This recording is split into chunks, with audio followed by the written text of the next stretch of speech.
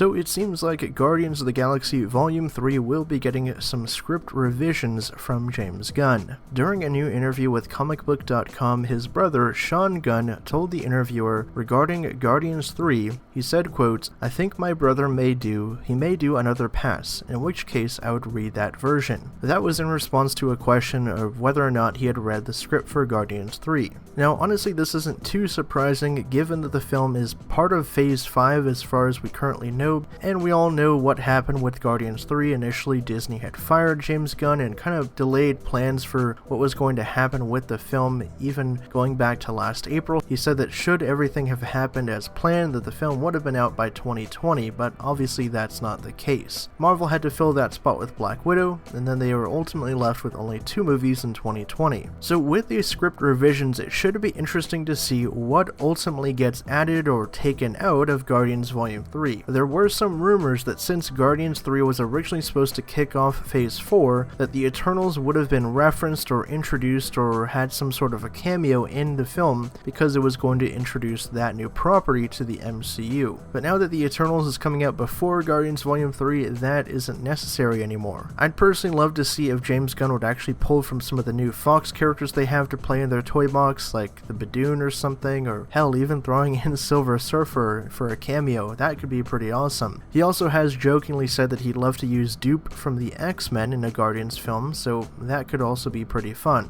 But post your thoughts down in the comments below. What do you guys think about this? Do you think that James Gunn will actually add anything pretty, significant to Guardians 3, or change anything for what the story would have been? We also know that Thor Love and Thunder takes place before the events of Guardians 3, so that should affect whether or not we see the God of Thunder actually appear in Guardians Volume 3. For all things Marvel and pop culture, be sure to subscribe to HN Entertainment.